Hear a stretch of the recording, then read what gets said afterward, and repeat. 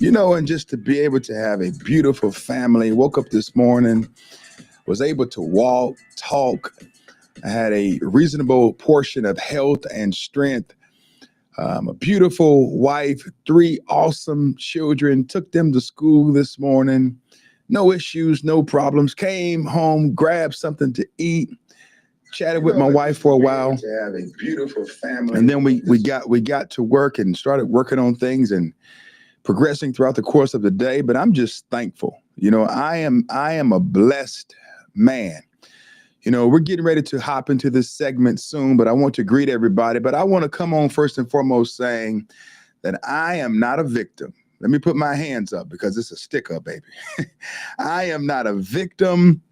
I'm not walking around here upset right now saying, woe is me. I'm not out here shouting that same stuff that Reverend Al Sharpton is shouting. We're going to get into him in a little bit. I'm not out here saying, we shall overcome. We shall overcome. We shall overcome someday. I mean, that's not my song. I'm not hoping to overcome. Man, I am already an overcomer.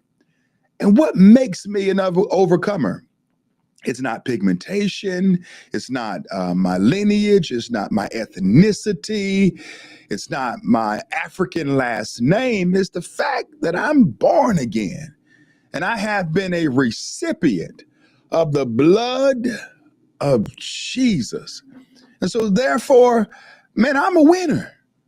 Every person who knows Christ as their personal savior, regardless of what's going on in your life, regardless of the hardships, the challenges, and everything like that, you are an overcomer.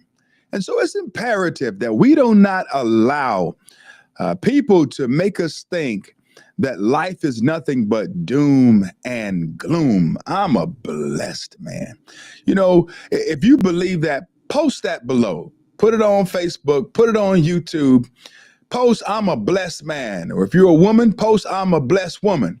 And if you are a man posting that you are a blessed woman, this might not be the live feed for you. And vice versa. Just go ahead and post that. Do it right now. Practice that. Practice giving God the glory for all of the wonderful things that he has done. Let's try that right now. Post, I'm a blessed man. I'm a blessed woman. That's right. And I won the lottery. I've heard my father-in-law, my Bishop Patrick Lane Wooden Sr. say this many times. He says, I'm blessed to be born in the United States of America. He said, I won the lottery when I was born in the USA. And I feel the same way about that. I have an African heritage. My father is from Nigeria. He came to the US in the 70s. He did what most people do when they come here. He came here legally and was able to gain citizenship here in the United States of America. Met my mother in Elizabeth City, North Carolina. Two people came together, a man and a woman, and babies were created. And I was the last one. And I'm just blessed. I just feel that. I think more people need to think like that, speak like that, live like that. Does that mean that everything is perfect in my life right now? Does that mean that I have some areas where I'm not waiting on God to do things and to work things out? It doesn't mean that. But it does mean that I have an overcomer's mentality, and I am not going to allow even the things that aren't right to commandeer my headspace to the point where I'm walking around. Woe is me. I'm mad at the world. And now I'm trying to find someone to point fingers at, and what we see in the culture today, there are so many people who are not happy with life, to the point where they are pointing fingers and blaming others for oftentimes many of the shortcomings and things that they have caused themselves. I really believe that. That's a true statement. So y'all do me a big favor. If you are on with us right now on Facebook Live and on YouTube, introduce yourself. Tell me where you're coming on from and give me your name. W.C. Sims, my man. He said, bless you, Rev. Back at you. Bless you too, brother. All right. Thank you so much. That's awesome, man. W.C. Sims, that's the man right there. That's the man. Who else do we have on here? Who else do we have on here? Say something. I want to greet you. Terry on right. What's going on, brother? I'm a blessed man. I know that's right. I know that's right. Wanda Caruso. I'm a blessed WOG. I know what that is. I'm a blessed woman of God. Mario Estrada. I'm a blessed man for sure. Then he put Luja, L-U-J-A-H. That's what I'm talking about with a fire emoji. Watch out now. Christine from North Carolina. Christine's, I hope I say this right. Stratter. Let me know if I got that right, Christine. I don't want to butcher your name. All my life, people have beat up my last name. I know what that's about, so I don't want to get your name wrong. Anna Stella Wagerman. Yeah, I think I got that right. North Florida watching. And my name is Anna. All right. Thank you, Anna. Rosalind Taylor, Austin, San Antonio, Texas. Blessed of the Lord and highly favored. Watch out now. Watch out now, Rosalind. Who do we have? Who else do we have? We have Chinazo J. Okolo. That sounds like a Yoruba name. Am I right, Chinazo? From Baton Rouge, Louisiana. She says, love you, brother. I love you back, sister. I love you back. Give you a big hug. Thank you so much. Who else? Chinazo said, I know how to say your last name correctly. Oh, are you picking on me? Did I say yours wrong? I hope I said it right. Come on, bear with me. All right. We have Damien out of Boston. He's on. Thank you, Damien. Thank you for joining us. Now, there's a lot going on. There is a lot going on. There's a lot for us to talk about. There's a lot to discuss. I mean, we have a lot of things taking place. In this episode, I want to talk about a few things. First and foremost, what happened to Black History Month? Okay. DEI is DOA. Okay.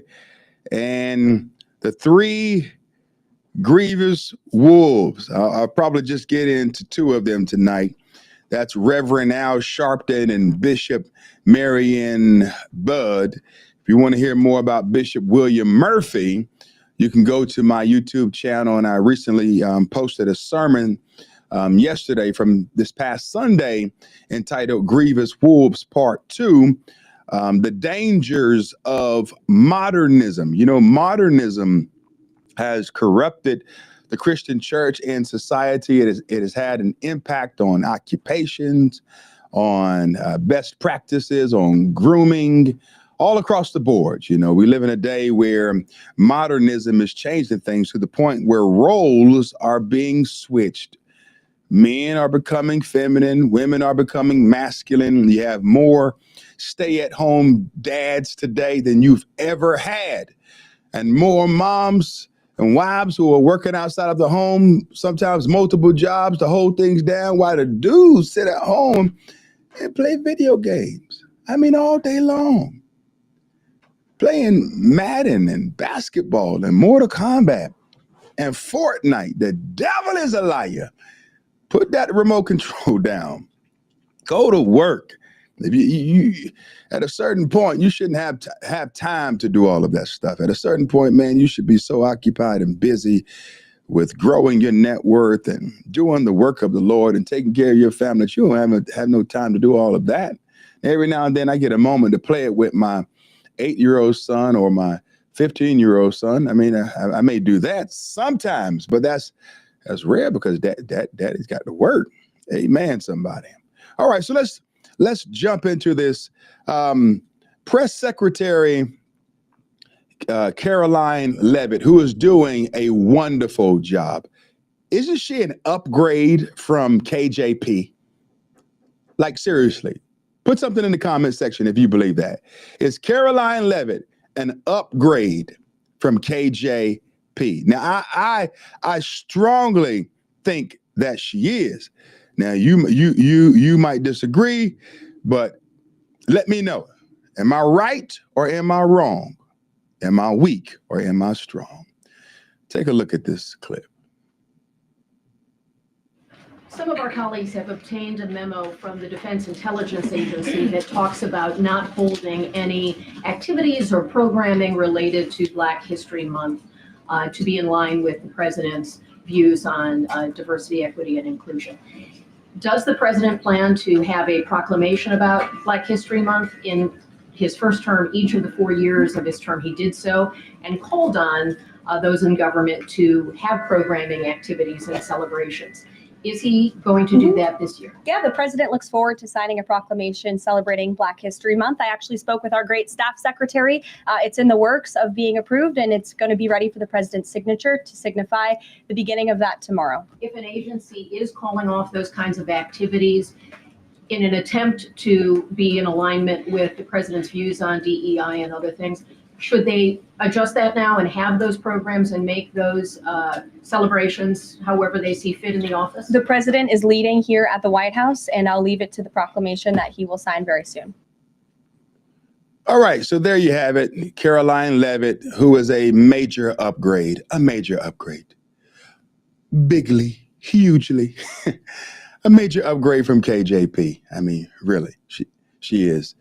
But she just referenced the fact that President Trump had prepared at that time, it's already done, to sign an executive order supporting Black History Month. All right. I think it's important to highlight that because there are a lot of people who are lying right now, making up stuff about Black History Month, the Black community, because of all of the changes with diversity, equity, and inclusion.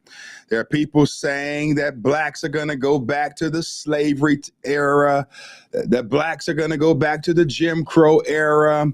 All of these different things. You have people who are going as far to say dumb things like, you know, we're going to be segregated, and my goodness, it's just crazy, you know, and these things are not true.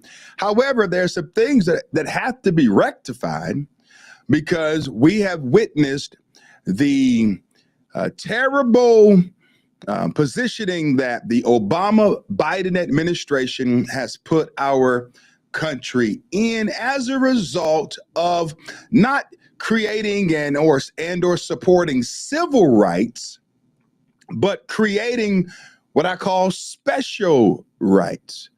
You know, we live in a country today, man, where, you know, hiring people is a challenge, you know, because you might hire a person on Monday and they walk in there as a man.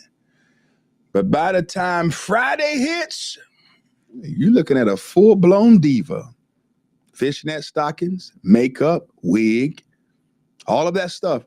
And, you know, to fire someone like that, you know, you could run into some EO issues. You could run into a lawsuit. And much of the diversity, equity, and inclusion conversation boils down to this, that the Obama-Biden administration found a creative way to create division. All right. It was recently reported that Blacks only account for 4% of DEI hires in the first place.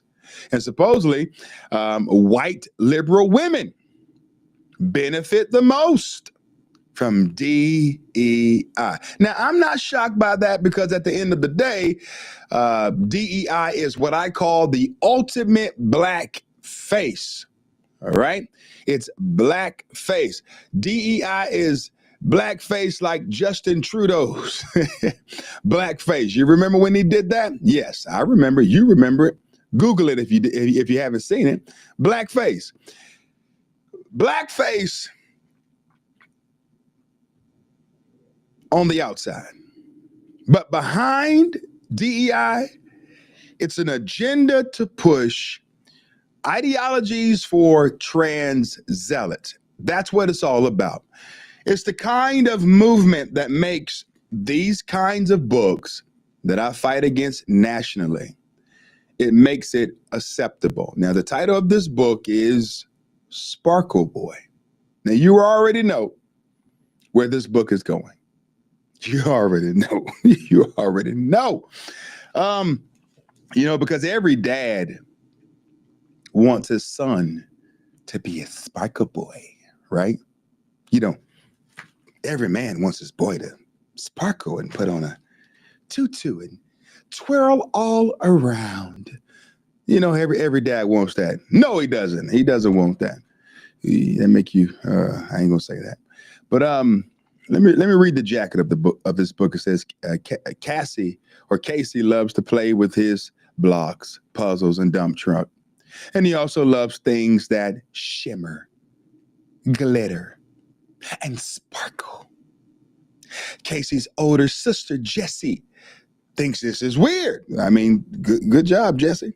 Shimmery, glittery, sparkly things are only for girls, right? Yes. Shimmery, glittery, sparkly things are only for girls.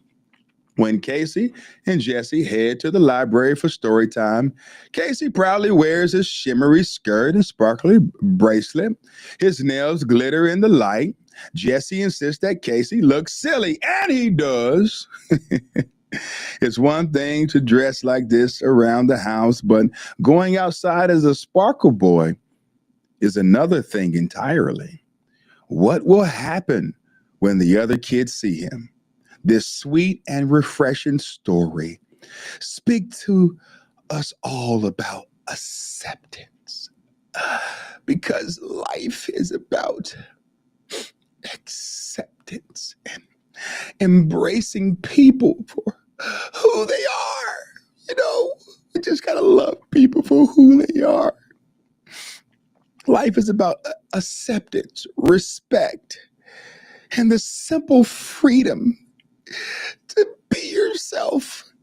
Shimmery, glittery, sparkly things are fun for everyone. I mean, this is the trash that DEI makes accessible to our children. Now, this other book is entitled Genderqueer. I can't open this book. Senator Kennedy read from this book. This book is disgusting. Google it. I can't read it. If I read this online right now, YouTube is going to shut me down, and I don't want YouTube to shut me down. But this book right here, this mess right here, like seriously, you've heard of 50 Shades of Grey. You've heard of Swank magazine, Playboy magazine. This thing right here, this book right here is awful. And this is what DEI makes accessible to everyone. It's a mess. It shouldn't exist, and we should fight against this stuff. Here's another one. The title of this book is It's Perfectly Normal, which the title of it should be It's Perfectly Perverted. When you open this book, you see images of men on men and women with women and all that other stuff. I mean, this is made available for children ages 10 and up. All right, that's not acceptable. I don't think so. What about you? Do you think this is acceptable? For those of you who call stuff like this, when we talk about this book banning, can I send it to your daughter who's 5, 6, 7, 8, maybe 9 or 10 years of age? All right. If you have a young son, can I mail this to your son or to your grandson? Would you like that? Hey, this is a wonderful gift for Christmas, right? In the name of DEI. It's crazy. And so there was recently an article put out entitled, Is Black History Month History? Not yet, according to President Trump's proclamation. And this article will just give us some brief information on what's going on right now with this whole subject and topic. I won't read through the entire article, but it says President Trump declared February Black History Month. All right, let's just stop there. President Trump declared February Black History Month. So the very thing that they said wouldn't happen, wasn't going to take place, it wasn't going to happen, it happened. He signed an executive order stating that February was Black History Month. despite active efforts against DEI measures from his administration. This declaration came about the same time as the Department of Defense announced it would no longer recognize months acknowledging cultural or gender identity. See, that's the problem. The groups like the NAACP, with the support of Barack Obama, who drafted an executive order in 2014 that amended Lyndon B. Johnson's original 1965 Discrimination Act order. Barack Obama expanded it, okay? I'll read some of this to you. It says the first sentence of paragraph 1 of section 202 is revised by substituting sexual orientation, sex, gender identity, or national origin for sex or national origin. B says the second sentence of paragraph 1 of section 202 is revised by substituting sex, sexual orientation, gender identity, or national origin for sex or national origin.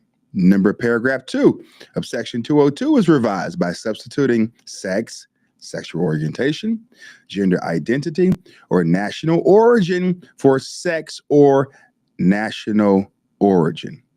All right. And so Barack Obama made the change first in 2014 as it relates to expanding, all right, EO, and making sex and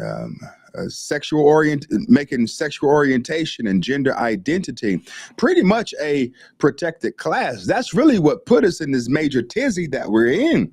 And the NAACP came along and allowed the LGBTQIA plus agenda to really commandeer the true 1964 Civil Rights Act.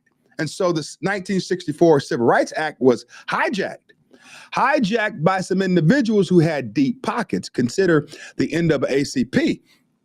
They were in the red under a man that was leading their organization by the name of BOMBSHELLS, okay? And they had to find a way to get in the black, to bring in some more money. You know, they were selling lifetime memberships. And once you start selling lifetime memberships, you know, you're getting ready to go belly up and defunct. And so BOMBSHELLS came up with a cute plan. He got into bed with the LGBTQIA plus community and began to bring in more funding and more support. And there it was. The NAACP received a massive amount of funding when that took place. And also because we gave up the true civil rights movement, it was hijacked by people who practice different lifestyles sexually. We noticed that the rainbow morphed, you know, not talking about just the pride flag, but the progress flag. They put a brown stripe in it and a black stripe, signifying that the struggle that blacks and brown people have gone through in America are tantamount to the same struggle that people who are who represent the LGBTQIA plus community. And I'll be the first to tell you that that is condescending. I didn't choose to be black. If you're watching and you're Hispanic, you didn't choose to be Hispanic. If you're Asian, you didn't choose to be Asian. If you're white, you didn't choose to be white. If you're Pacific Islander, Indian, you know, you name it, other, you didn't choose your ethnicity. But a person chooses their sexual proclivities. That is a choice. My pigmentation is not a choice. And I can't change my pigmentation. Ask Michael Jackson. I believe our brother, who was it? Sammy Sosa. I think he tried it too and it didn't work out. What was he doing? I mean, my goodness. You know, there was someone picking on Beyonce the other day, saying that many years ago, she was a little bit browner, you know, but at the awards show when she won, I guess, the Grammy for having the best country album, and people are mad about that thing. She had one kind of sort of country song, and then she wins Best Country Album of the Year. That makes no sense at all. In the same manner that people who really love country music are angry. I would be upset if she won Best Gospel Album of the Year. I mean, like, she ain't no gospel singer. Why should she win that award? I mean, that wouldn't make sense to me. And so I understand that. And so getting back to this article, it says, this declaration came about the same time as the Department of Defense announced it would no longer recognize months acknowledging cultural or gender identities, with all of the efforts against diversity programs in the Department of Defense saying it would no longer acknowledge the holidays. Many people are wondering what will become of the holiday. Here's what to know about whether Black History Month is still happening. On Friday, January 31st, Trump issued a proclamation declaring February Black History Month. In his proclamation, Trump mentions abolitionist Frederick Douglass, abolitionist Harriet Tubman, economist Thomas Sowell, Supreme Court Justice Clarence Thomas, and professional golfer Tiger Woods. Now, these are names that you rarely hear mentioned during Black History Month. You know, he chose some of the more conservative and or Republican leaning Black icons who oftentimes get overlooked during this time of the year when we have Black History Month. Why? Because, you know, the liberals, you know, the woke folk, they don't want you to celebrate Clarence Thomas. Why celebrate Clarence Thomas? He's a Republican.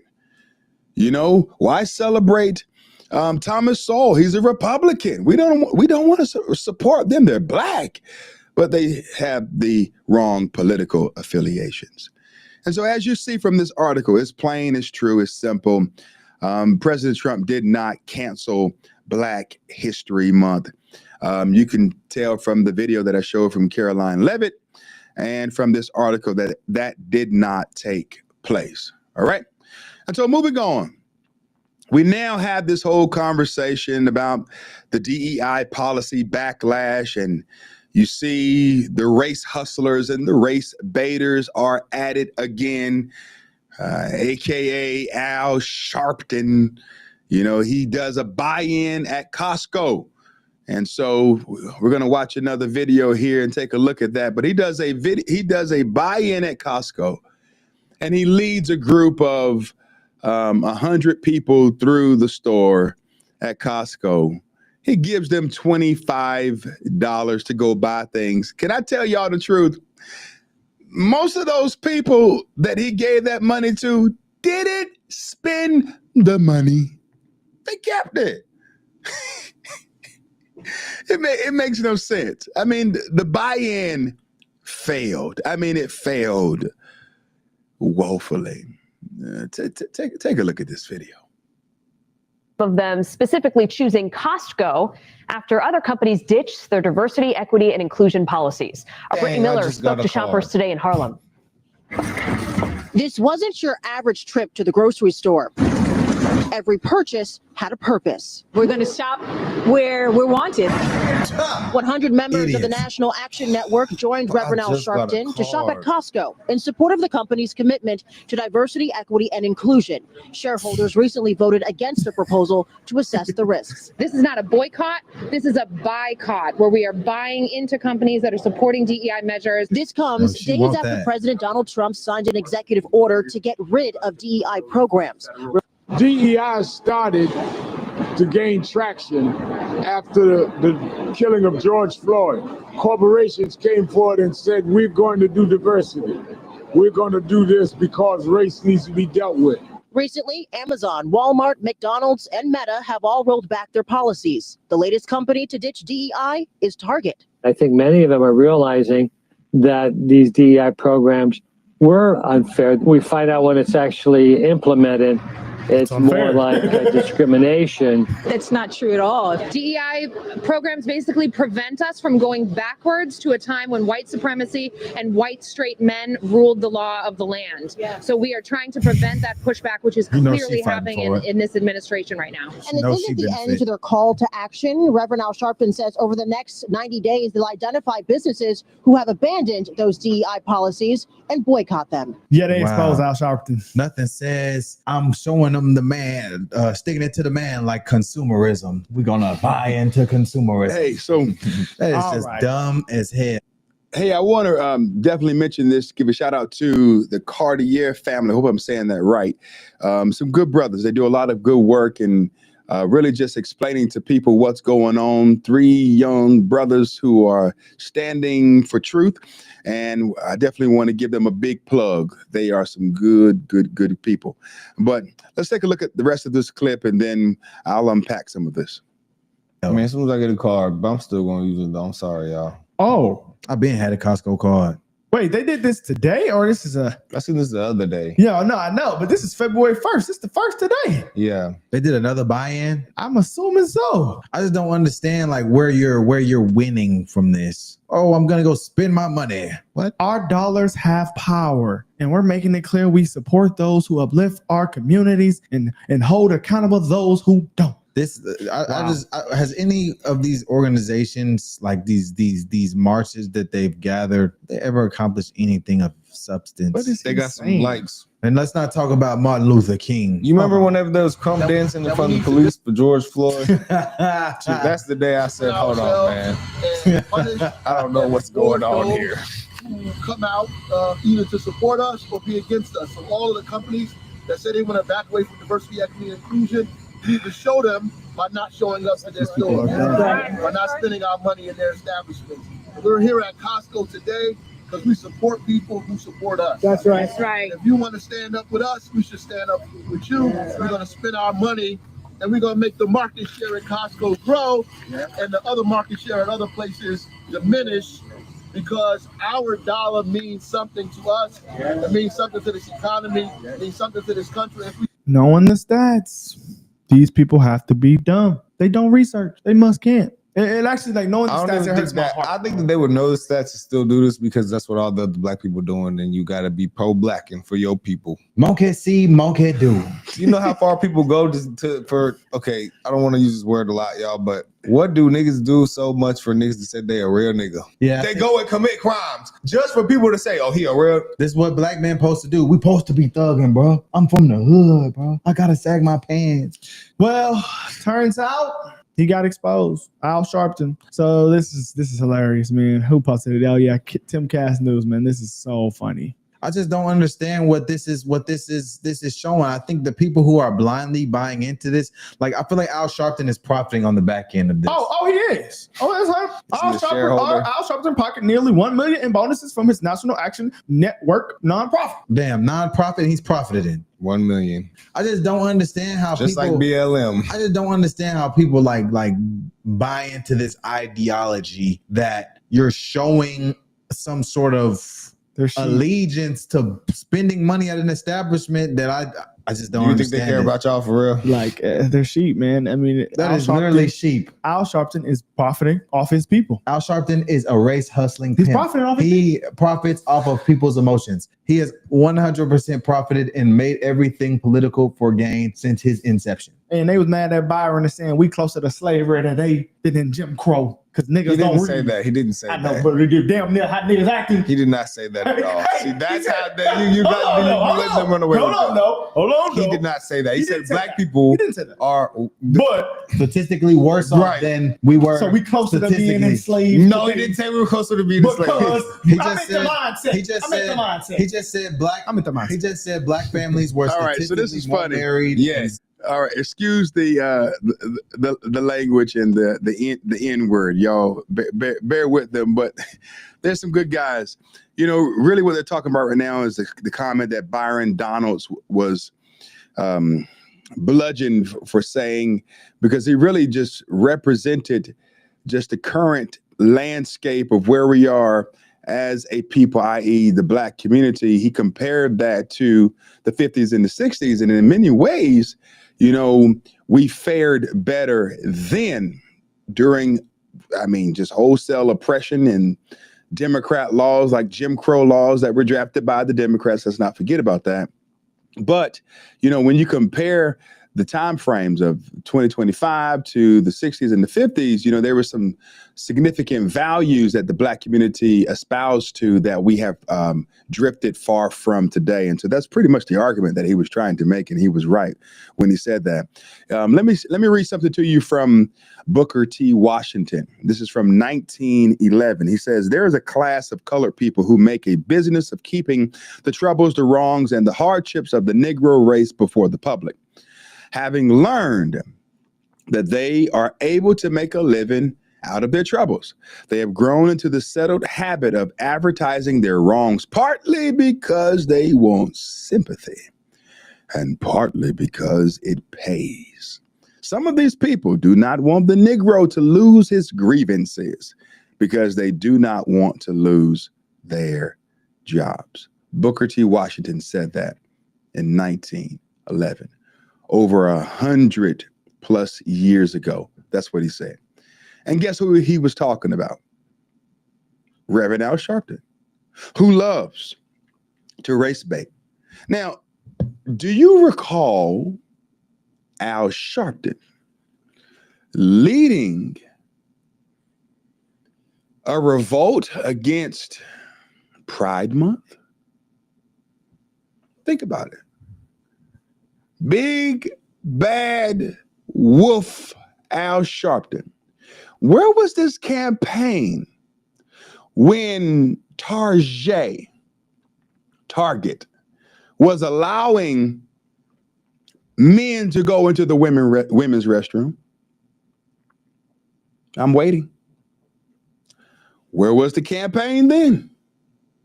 Where was the campaign when children would go into Target and stores like that and during Pride Month, and they had onesies with all of these demonic images and or the Pride Month slogans and rainbows and all of that stuff for little children to see? Yes. Where was the march then? You see, he can't march against that because they pad his pockets. I told you earlier that the NAACP got into bed with the LGBTQIA plus agenda.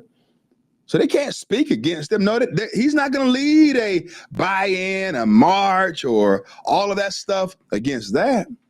But when it comes to making blacks think that the white man is going to hold us down and the white devil is going to be against us and they're going to rob us of our opportunity to exist and live and work and play and realize the American dream, yeah, he jumps on that bandwagon. You know, he has a ambulance chaser spirit. He loves to jump on a hot topic that divides people along the lines of ethnicity and color and skin tone. He makes a living off of it. And let's keep in mind that this is the same guy who was paid $500,000 by the Kamala Harris campaign to give her a softball interview. 500 grand, they paid him. And so Reverend Al Sharpton, he's a wolf. I mean, we know that he's a wolf. He's a wolf indeed, but he's not the only wolf. There are several wolves that I'm addressing in a sermon series that I am preaching. I tell you again, you can go watch that sermon on my YouTube channel entitled Grievous Wolves, The Dangers of Modernism. However, there are several wolves that I'm pointing out. Reverend Al Sharpton was the first one. And then we have Bishop Marion Budde. She's another wolf, and we're getting ready to take a look at a situation with Bishop Marion Budde. Okay, this is a lady who I call a trans bishop because the Bible gives us the qualifications of a bishop. It says that it must be a he, and he must be the husband of one wife. And so if you are you can't be a he and a she at the same time. You can't be a she and a he at the same time. You can't be a wife and a husband and a wife. You have to choose. You have to pick one. And you pick the one based upon the sex that God gave you at birth. Now, you remember Bishop Marion Budd, all right? She's the woman that stood up there and talked all big in front of President Trump. She tried to sucker punch him. Now, I don't understand. I don't know who allowed this wicked woman to have the opportunity to deliver that service, but whoever allowed that to take place, their head needs to roll. I mean, President Trump, you need to fire that person. Whoever put her up to that, they're an assassin, and you need to do something about that, President Trump. That person needs to be pointed out. We want to know who dropped that ball. Please let us know. But in this next video, you'll see that Bishop Marion Budd is nothing but a regular run-of-the-mill, Democrat-leaning, lying priestess wolf who gave an address and a message. I can't call it a sermon because she never even quoted a scripture that I can recall. But she's just a mess. She was focusing on her special interests. Take a look at this. Speaking of charity beginning at home, remember when Donald Trump, after his inauguration, went to a national prayer service at an Episcopalian church and the bishop, Marion Budd, gave him this treatment? The people who pick our crops and clean our office buildings, who labor in poultry farms and meatpacking plants, who wash the dishes after we eat in restaurants and work the night shifts in hospitals, they may not be citizens or have the proper documentation, but the vast majority of immigrants are not criminals. Yes, remember that. And the faces of Trump and Melania and J.D. Vance as they listen to all this go on, and she goes on about how transgender people are fearing for their lives now in Trump's America was all quite odd. And you'll remember that Trump responded afterwards. He said the so-called bishop who spoke at the national prayer service on Tuesday morning was a radical left hardline Trump hater. She brought her church into the world of politics in a very ungracious way. She was nasty in tone and not compelling or smart. She failed to mention the large number of illegal immigrants that came into our country and killed people. Many were deposited from jails and mental institutions. It is a giant crime wave that is taking place in the USA. Apart from her inappropriate statements, the service was a very boring and uninspiring one. She is not very good at her job. She and her church owe the public an apology. Well, they certainly owe the public an apology, but I think they also owe the public a fair deal of thanks, because we now know why she went so hard on Donald Trump in that sermon. It's because her church made $53 million out of the Biden administration to resettle Did you hear that? Her church received $53 million to resettle immigrants. So all of that soft talk and all of that stuff about we have gay, straight, trans children who are scared. No, she was just afraid that her cash cow was getting ready to be exposed. Let it roll. Migrants in America under programs that Trump has now paused. So this wasn't her genuinely standing there saying, I'm so worried about the state of the world and I'm saying this because I'm a Christian. I'm saying this because it lines the pockets of my church. And of course, at no point did she mention the fact that they got this $53 million to resettle 3,600 refugees in America last year. Sorry, that was 2023. Last year, they had 6,400 people that they resettled in America, pocketing all this money through another arm they call the Episcopal Migration Ministry. Isn't it convenient, isn't it? The man walks in who's decided to cut off the flow of money because you're just making shitloads by getting a bunch of people to come over to America. I mean, that's a lot of money, $53 million for, a few thousand people. That's not a bad racket. He turns the tap off and all of a sudden, she's so worried about these migrants and these transgender people who are fearing for their lives. No, she was worried about the bottom line. I don't know if you should be too critical, Caleb. I mean, Jesus said you can't serve God and money, but the bishop is going to give it a shot anyway. So the fact is they get this $53 million. This is not for providing anything for these refugees. This is simply connecting refugees with service providers. Oh my God. So it's a pretty great job. And the American government, they pay for the airfares for these refugees to arrive in the US. If these refugees end up paying back the government the cost of the airfares, the Episcopalian Church gets 25% of the airfares as a bonus for helping these people settle well. So clearly this bishop had a massive conflict of interest, which was not shared from the pulpit. If the church want to help the poor, then the church should help the poor and foot the bill themselves. But you can't be claiming to be the church helping the poor when you're expecting the taxpayer to put the hand in their pocket and do it. Anyway, this bishop has clearly ruined the Episcopalian Church, and now she's trying to ruin the country. But when you consider they got $53 million to settle 3,600, and like you say, not actually settle them, just connect them with the organisations who will settle them. Yeah. And the article says we don't know the figure for last year. That is 2023's figure. We don't know the 2024 figure. But they settled almost double the people last year. So you can imagine we're probably talking in the vicinity of well over $100 million last year. So she is seeing a lot of shiggy walk out the door, and she's very unhappy about it. But what she thought she was going to achieve by berating a brand new president, which got overwhelmingly the popular vote, this guy is Mr. Everyone wanted him. Okay, there's no denying that.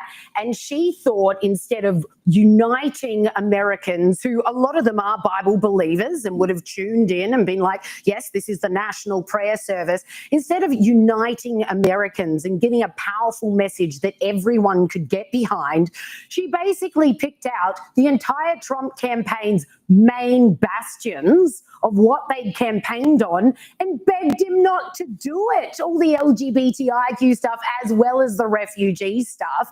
I mean, talk about screaming into a pillow. I mean, who would have thought that bullying Donald Trump is not the best way to get the man to change his mind? Like, I'm not sure she has much political smarts, this lass. All right, so there you have it. Bishop Marion Edgar Budd. She was cashing in. She was swimming in the dough. If my wife is watching this, that's the definition of swimming in the dough. $53 million to just be the middleman. Not to really do any work, but just to make sure you match people up with a program. And then she received additional kickbacks from that. So she stands up, she grandstands, she gaslights us, but at the end of the day, you got to follow the money. Money, money, money, money. Money, money, money, money, money. That's the thing, man. You know, and the Bible says that the love of money is the root cause of all evil. That is something. The love of money. It's the love of money that creates this insatiable appetite for people to do wicked things. The love of money. People love money so much that they will do anything and everything. They will lie through their teeth. They'll grandstand on national television. It's 1 Timothy chapter 6, verse 10. It says, for the love of money is the root of all evil. It doesn't say the love of money, okay? It doesn't say money is the root to all evil, rather, but it says the love of money, the love of money, okay?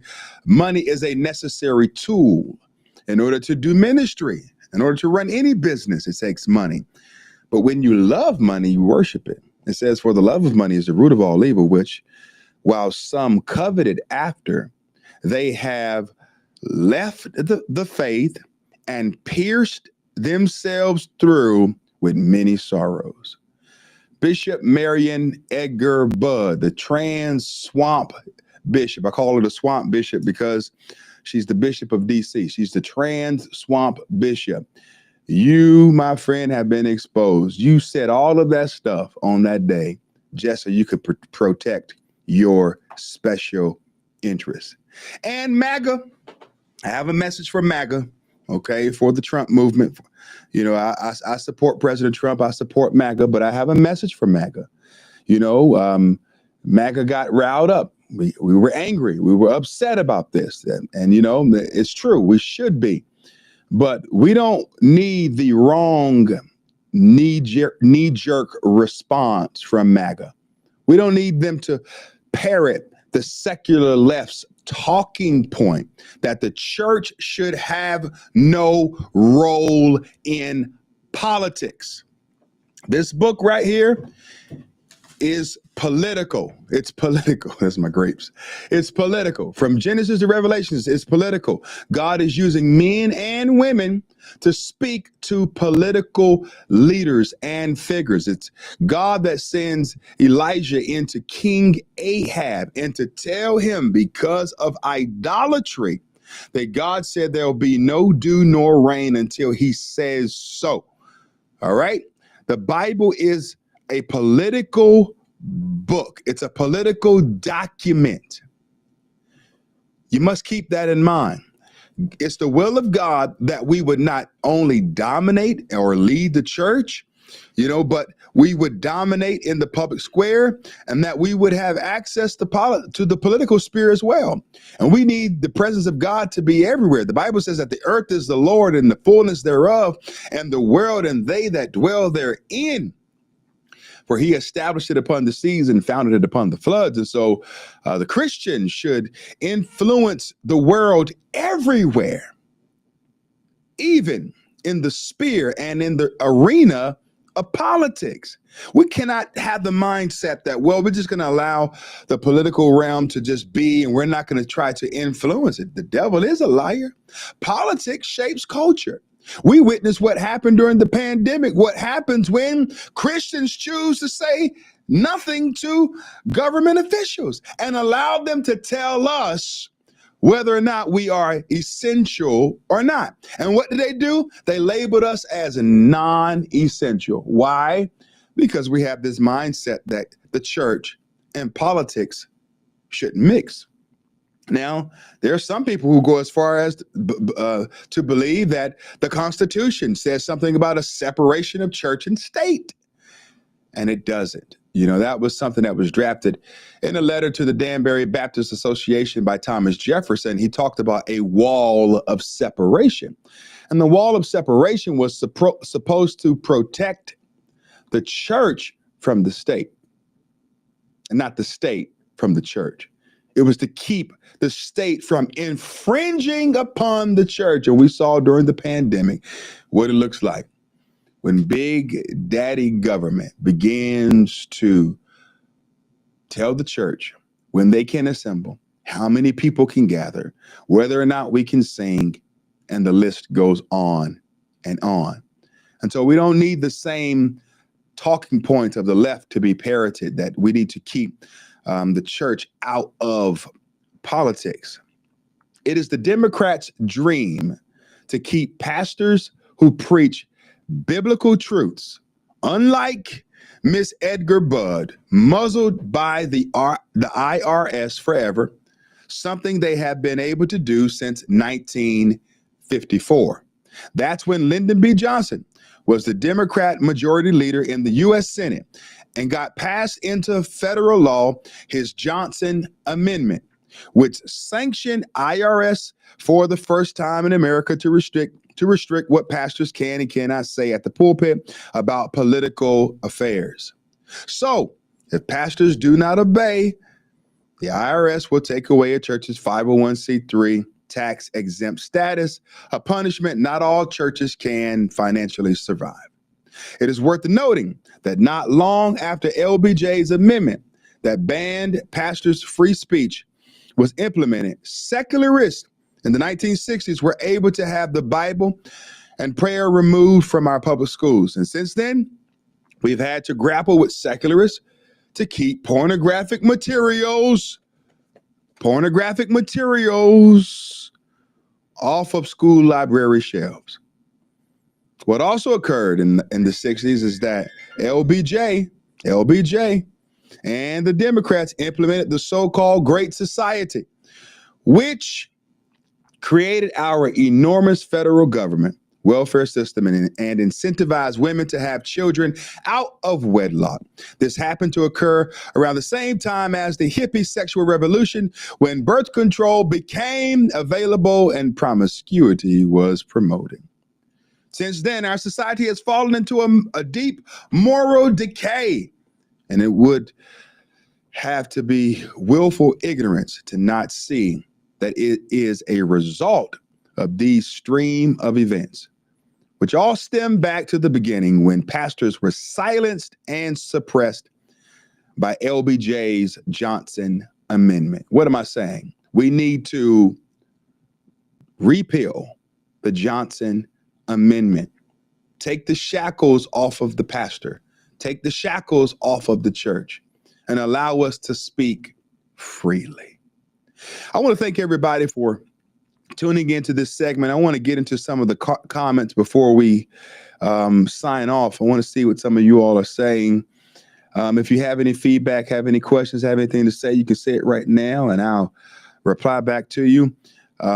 Jason Rosenberg said, the light of the world and the salt of the earth we are. Salvation and politics don't mix. Some say false. Preach, sir. That's right. That is the truth. I want to read some more of these comments. Someone else said, this is a sham, gaslighting. I was nauseous. You should be. Bishop Marion Budd is horrible.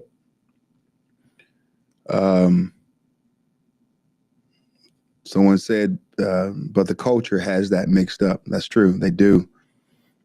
Aurora Storm said, render to Caesar what is due to Caesar. I agree with that. Someone else called it a nightmare.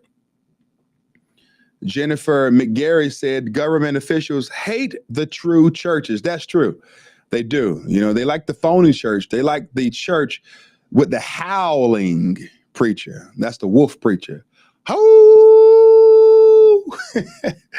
They love the howling preacher, but they don't like the preaching preacher. No sirree.